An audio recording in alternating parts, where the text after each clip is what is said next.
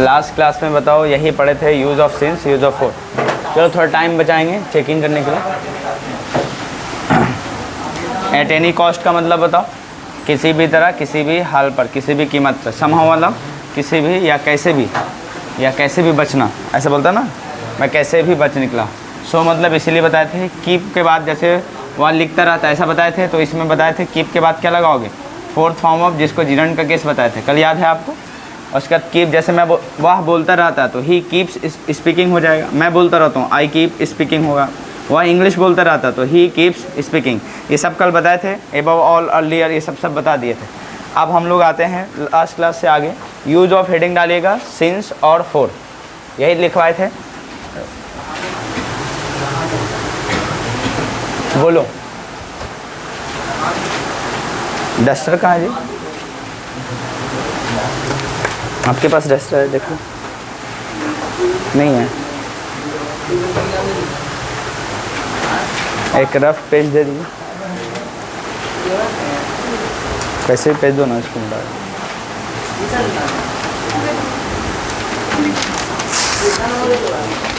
ओए क्या कर रहे हो तुम? यहाँ था, कहाँ चला गया?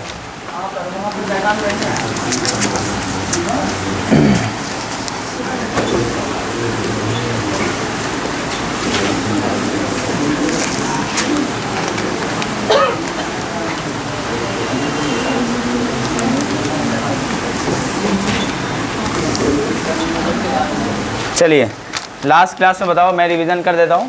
देखो हम लोग पढ़ लेते सम और दी अदर का मतलब बताइए क्या था, बोलो। है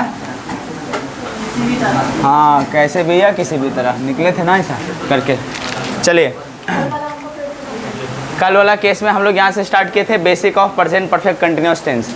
इसका आइडेंटिफिकेशन, पहचान में क्या समझे थे, समय के पास रहा है, रही है, रहे हैं। और एग्जाम्पल में बताए थे यही केस बताओ, वह 2 घंटे से खेल रहा है, और यहाँ 2 घंटा अगर हटा दे 2 घंटे से तो ऑटोमेटिक वह खेल रहा है, ऐसा सेंटेंस होगा, जिसको आप प्रेजेंट कंटिन्यूअस टेंस कहोगे।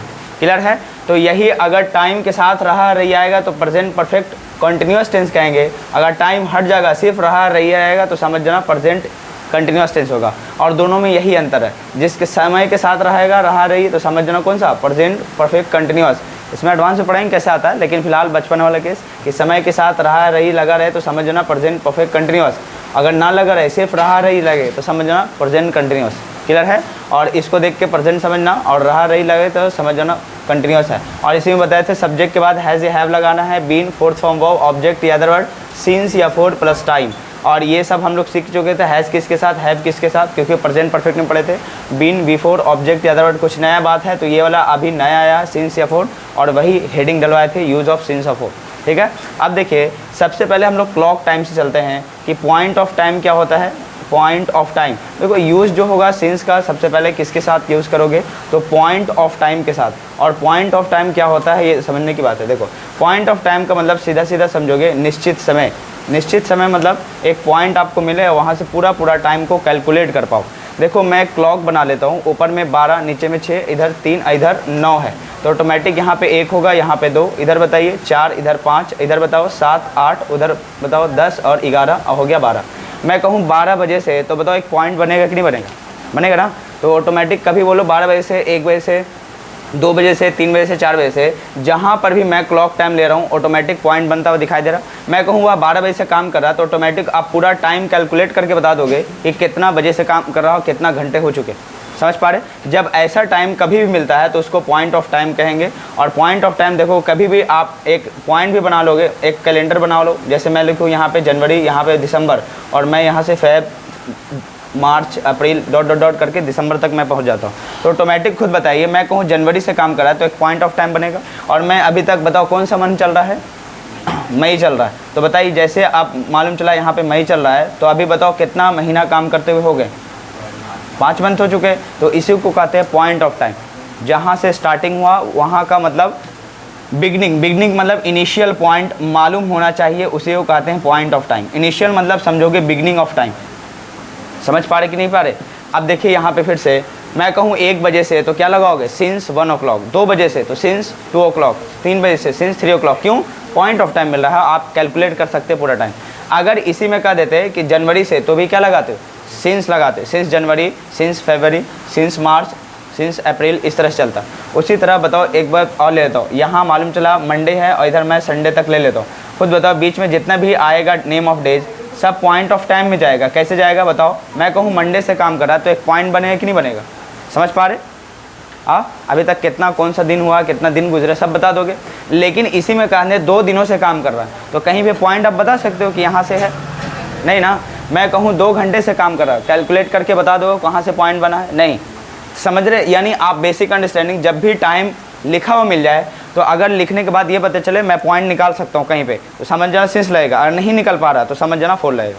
क्लियर? अब मैं कहूँ 2 महीने से, फोर लगाओगे कि सिंस लगाओगे? फोर लगाना पड़ेगा। 3 महीने से, मतलब कौन सा 3 महीना? एक। अब इसी को कहते हैं, देखो मैं अगर कहूँ 3 महीने से तो मैं जनवरी, फेब और मार्च लेके चलता हूँ। आप तीनों को बीच में ले लो, मार्च के बाद अप्रैल, मई, जून, इस तरह से जाता रहेगा लास्ट दिसंबर तक। खुद बताइए, अगर मैं कहूँ कि 2 महीने से काम कर रहा है तो मैं मान लेता हूँ कि जनवरी और फरवरी है तो बीच में ऐसा हो जाएगा। तो इसी को कहते हैं अंतराल वाला समय। अंतराल समझ रहे? एक पॉइंट नहीं बन रहा, अंतराल बन रहा। अंतराल को इंग्लिश में क्या कहते हो? Period of time. क्या कहोगे? Period of time. और जब भी पीरियड ऑफ टाइम आएगा, अंतराल वाला समय, अनिश्चित समय आएगा तो क्या लगाओगे? फोर लगाना। समझ में आ रहा है? बोलो पक्का? चलिए फिर से मैं कहता हूँ, मैं कहूँ 1 बजे से क्या बनेगा? सिंस लगाओगे कि फोर? सिंस 1 o'clock करना। 2 बजे से सिंस 2 o'clock। 3 बजे से सिंस 3 o'clock। 4 बजे से 4 घंटे से 4 o'clock हो जाएगा। समझ में आ रहे हो? अरे सॉरी, 4 o'clock कर रहा है। 4 आवर्स लिखना पड़ेगा। समझ पा रहे कि नहीं पा रहे? ओ क्लॉक लग गया मतलब पॉइंट ऑफ टाइम आ जाएगा। ठीक है? 4 घंटों से तो क्या लगाओगे? 4 आवर्स। 5 घंटों से 5 आवर्स। 6 घंटों से 6 आवर्स। 6 बजे से सिंस, आप 4 कैसे लगेगा? सिंस, उसके बाद क्या लगाओगे? Since 6 o'clock। समझ पा रहे? चलिए मैं कहूँ जनवरी से सिंस जनवरी, फरवरी से सिंस फेब, या मार्च से सिंस मार्च, अप्रैल से सिंस अप्रैल। मैं कहूँ 2 महीने से, हाँ बोलो बोलो, 2 महीने से, 3 महीने से। क्लियर हुआ? पक्का रहा? चलिए अब ये सब बातें अगर समझ में आ गई है तो आप डायरेक्ट मैं लिखवा रहा हूँ उस पर ध्यान दो। लिखो सिंस में पहला नंबर लिखें, सिंस में लिखिए पहला नंबर, यूज़ ऑफ सिंस में हेडिंग डालिए, पॉइंट ऑफ टाइम के साथ ऐसा लिखिए, निश्चित समय के साथ। इस सबको हटा देता हूँ, ये तो समझाने के लिए मैंने बता दिया है कि आप अच्छे से समझ गए होंगे, मुझे उम्मीद है।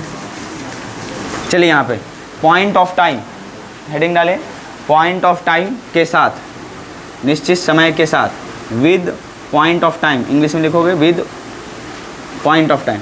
ठीक है? पहला पॉइंट लिखना, पहला पॉइंट लिखो,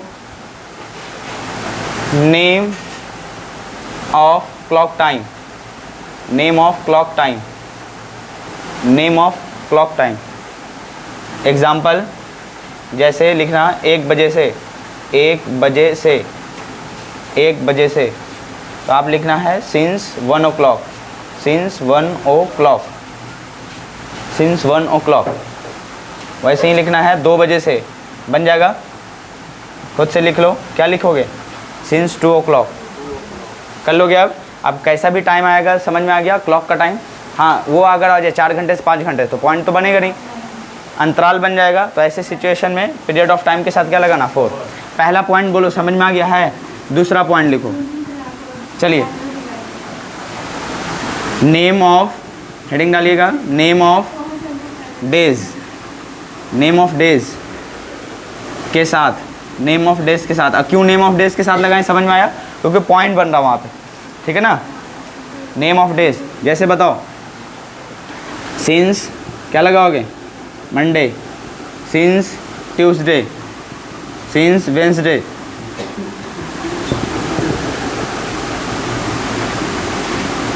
सिंस वेंसडे, सिंस थर्सडे। चलिए etc।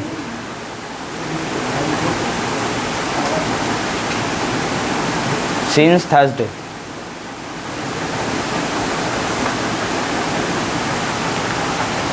हो गया? etc कर लेना। अगला पॉइंट लिखो, 3rd number, name of days को हटा लेना, फिर मंथ्स करना, name of months, name of months के साथ, अब वहाँ पे सिंस लगाना, फिर लिखना जनवरी, फेब, FEBRURY फरवरी, इसको फेब भी पढ़ दें, और MARCH मार्च, ETC कर लेना। चलिए डू इट फास्ट, ETC। अरे ठीक है भाई, लिखा हुआ है, बस एक रिविजन के तौर पर पढ़ लो। हो गया तीसरा पॉइंट, अच्छा तीसरा पॉइंट है।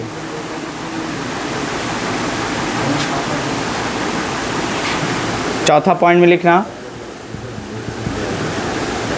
Part of days, part of day लिखना, पार्ट ऑफ डे, ऐसा दिन के भाग। जैसे में लिखना since morning, point of time की कैटेगरी में जाएगा, सिंस इवनिंग, सिंस नाइट,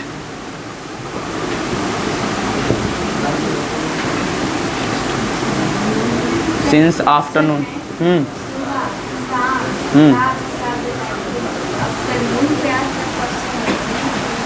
हाँ नहीं दिया, बात अलग है, अपना अपना चॉइस। आप, मैं दे दूंगा, आप बना लेंगे, ख़त्म, ठीक है। ETC कर लीजिए, हो गया। अगला लिखोगे पार्ट ऑफ लाइफ, पांचवा point, part of life, part of life,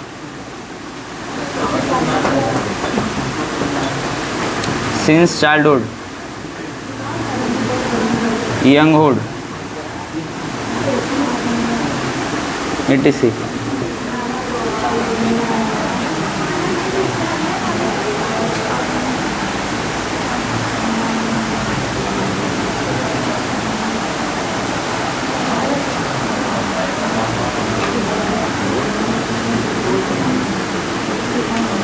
हो गया, हाँ कोई दिक्कत तो नहीं है। अब चलिए 2-3 क्वेश्चन लगाता हूँ, आपको समझना है। फिलहाल यूज़ ऑफ फोर हटा देता हूँ। देखो मैं एक हिंदी का सेंटेंस लिखता हूँ, जब से वह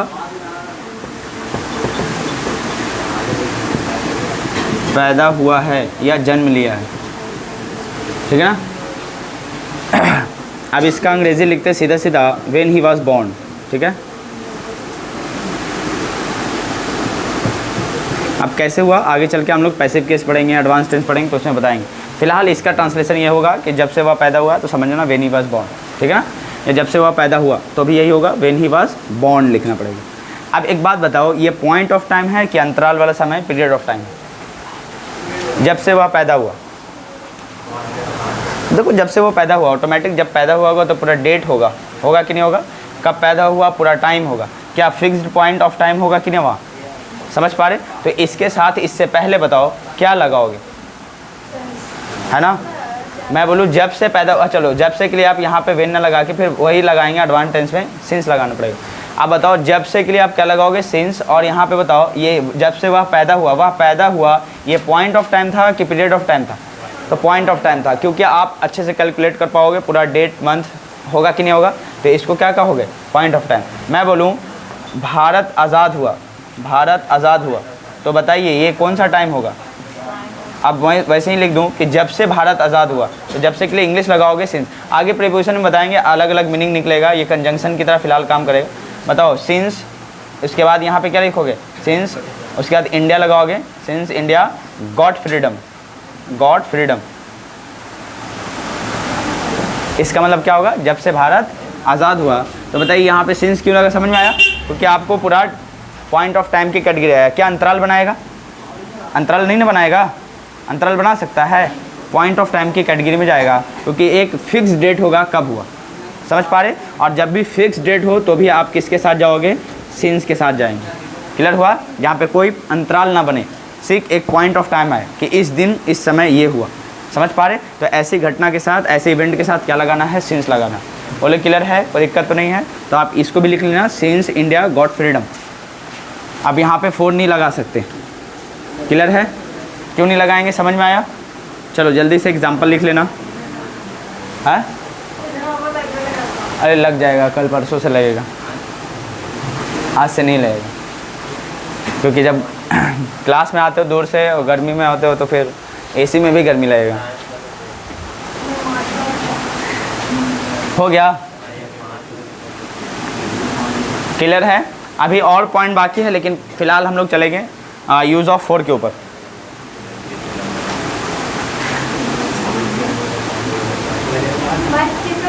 हैं? नहीं, उसके लिए टाइम निकाल के कर लेंगे। हो गया, चलो एक और दे रहे हैं, लगा लो। लिखो, जब से तुम्हारे पापा यहाँ आए हैं,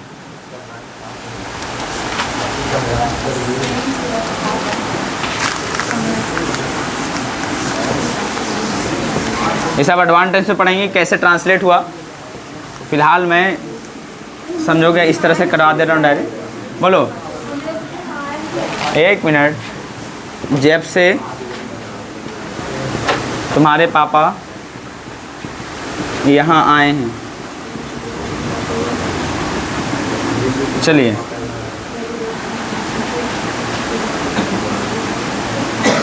अब बताओ यहाँ पे जब से के लिए आप क्या लगाओगे। ये बताओ कौन सा टाइम होगा, पीरियड ऑफ टाइम या पॉइंट ऑफ टाइम। जब से आए तो एग्जैक्ट टाइम में आप बता सकते हो, 4 बजे आए, 4:03 में, 4:05 में, इतना डेट में बता सकते हो। तो बताओ ये पॉइंट ऑफ टाइम है कि पीरियड ऑफ टाइम। देखो पीरियड ऑफ टाइम कैसे होगा, पॉइंट ऑफ टाइम ना होगा। कैसे, जब से तुम्हारे पापा यहाँ आए, जैसे आने का टाइम आप तो देख सकते हो एग्जैक्ट टाइम में, समझ पा रहे। मैं यहाँ पे बोलूँ जब से मैं तुमसे मिला हूँ, तो बताओ मेरे मिलने का टाइम क्या पॉइंट ऑफ टाइम होगा? बिल्कुल होगा। क्या पीरियड ऑफ टाइम होगा?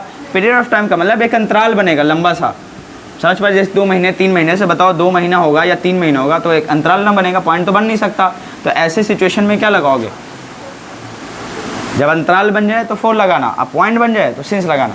जब से मैं तुमसे मिला हूँ तो ये पॉइंट ऑफ टाइम की कैटेगरी में जाएगा, क्योंकि एग्जैक्ट डेट टाइम बता सकते हो आप कि कब हुआ। क्या अंतराल होगा, मिलने का कोई अंतराल होगा? 4 घंटे से ऐसे मिल रहा है, ऐसा होगा नहीं ना। एग्जैक्ट टाइम में तो मिल सकते। समझ पा रहे कि नहीं पा रहे? हाँ बोलो, आप एक सेंटेंस में बोल रहा हूँ, वह 4 बजे मिल रहा था, वह 4 बजे मिला। कौन सा सेंटेंस सही है? बोलो, 4 बजे मिला होगा सीधा सीधा। 4 बजे मिल रहा था, एक लंबा टाइम थोड़ी लेगा। 4 तो एक टाइम में बजेगा, निकल जाएगा आगे। तो पॉइंट ऑफ टाइम के साथ जाओगे ना। मैं तुमसे मिला, बताओ कौन सा टाइम होगा, पॉइंट ऑफ टाइम की period of time? Point of time की कैटेगरी में जब मिला तो एग्जैक्ट डेट टाइम बता सकते आप। समझ पा रहे कि नहीं पा रहे? तो ऐसी सिचुएशन में क्या लगाओगे, पॉइंट ऑफ टाइम सिंस जाएगा। समझ पा रहे? क्या 4 जाएगा? नहीं जाएगा। जब से तुम्हारे पापा यहाँ आए तो क्या लगाओगे, सिंस यहाँ पे लगा लेना। यहाँ पे since your father came here लिखना। अब योर फादर लिखना पड़ेगा, फादर, और यहाँ पे क्या लगाओगे, केम हियर। चलो आगे चल के पढ़ेंगे, टेंशन ना लो। मैं बोलूँ वह कल यहाँ आया है, क्या बनेगा ट्रांसलेशन? वह कल यहाँ आया या आया है, क्या बनेगा? क्या पास्ट प्रेजेंट परफेक्ट पे बनाओगे? आया या आया है, ऐसा हो सकता है। वह कल यहाँ आया है। हाँ, हिंदी में ऐसे ही बोलते।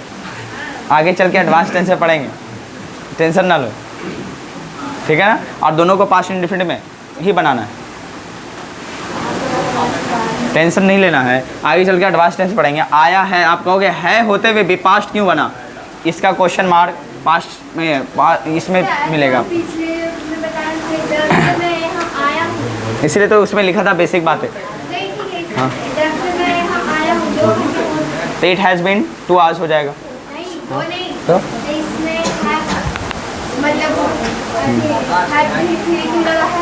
अरे भाई 3 क्यों आया है? मैं बोलूँ जब से यहाँ मैं आया हूँ 2 घंटे हो चुके हैं, तो क्या लगेगा, इट हैज़ बीन 2 आवर्स होगा। और उसके बाद सिंस आई केम हियर, यही बना के जाएंगे। Since I have come here, वो वाला लिख ली है, हो ही नहीं सकता। आगे चल के हम लोग पास्ट इंडेफिनिट का एडवांस पढ़ेंगे, हो ही नहीं सकता। वो पिछले क्लास में जब पढ़ाए थे, रिकॉर्डेड बैच में भी दिखाए थे। उन लोग के भी कॉपी में होगा, देख लेना। वो नहीं आए थे, नहीं आए थे तो बात अलग है। आगे चल के पढ़ेंगे। जैसे मैं बोलूँ वह कल यहाँ आया है, कल का मतलब बीता हुआ पल है। आया है तो एंड में नहीं जाना, बीते हुए पल के अकॉर्डिंग चलना। कल बीता हुआ समय है तो आप स्टडी जब लिख लोगे। अब मैं बोलूँ ही हैज़ कम हेयर, उसके बाद मैं लिखूँ स्टडी, और एक तरफ मैं लिखता हूँ ही केम हेयर स्टडी। बताओ कौन सा सेंटेंस सही है आपके अकॉर्डिंग। जैसे आपने देखा कि स्टरडे है, पास्ट है तो पास्ट इंडेफिनिट, ये सही होगा। प्रेजेंट परफेक्ट की बात कहाँ से लाओगे, प्रेजेंट टाइम तो आ नहीं सकता। According to time you have to select your verb, तो ये वाला गलत होगा, ये वाला नीचे वाला सही होगा। आगे चल के इसलिए मैं बेसिक लिख देता हूँ, मैं तो बेकार ये सब पढ़ाने लगा, पॉइंट ऑफ टाइम में एक्स्ट्रा बातें। जब एडवांस चलता तो उसको समझाता तो बेहतर ज़्यादा होता, ठीक है। फिर भी उसमें एग्जाम्पल में बहुत सारा ऐसा वर्ड आ जाता है, इसीलिए मैं समझाने चला आया था। समझ पा रहे कि नहीं पा रहे कि पॉइंट ऑफ टाइम क्या होता है, पीरियड ऑफ टाइम क्या होता है, बातें समझ पा रहे कि नहीं पा रहे। जब से तुम यहाँ आए कौन सा मतलब होगा point of time, exact date और टाइम बता सकते, इतना बजे आया होगा कि नहीं, इतने डेट में आया था, कौन से साल में आया, सब क्लियर होगा कि नहीं होगा। क्या अंतराल बड़ा होगा वहाँ पे, नहीं हो सकता। तो ऐसे सिचुएशन में क्या लगाओगे, समझ पा रहे। जब से तुम्हारे पिता दुबई गए तब बताओ कौन सा वो टाइम होगा, पॉइंट ऑफ टाइम होगा। क्या अंतराल वाला पीरियड ऑफ टाइम हो सकता, कभी कभी नहीं होगा। समझ पा रहे कि नहीं पा रहे, क्योंकि डेट होगा, टाइम होगा, एग्जैक्ट पहुँचने का टाइम, सब कुछ कैलकुलेट आप कर पाओगे। समझ पा रहे। और जब भी टाइम का कैलकुलेशन पूरा हो पाए, कोई अंतराल ना आए, पॉइंट ऑफ टाइम बने, तो ऐसी सिचुएशन में सिंस लगा के चल रहा। क्लियर है, कोई दिक्कत की बात तो नहीं है। चलिए अब हेडिंग डालिएगा, use of four, use of four heading डालिए। और यूज ऑफ फोर में डायरेक्ट मैं एग्जांपल ही लिखाता हूँ, उतना समझाऊंगा तो फिर आप फंसोगे और टाइम भी निकल जाएगा। एडवांस टेंस में पूरा पढ़ेंगे आगे चल के। हेडिंग डालिएगा, यूज ऑफ फोर हेडिंग डालिए, लिख लिए थे। और उसमें लिखिए पीरियड ऑफ टाइम लिखना आएगा, अंतराल वाला समय, FOR 4, यूज ऑफ फोर में लिखना पहला, इसका use, it is used with period of time.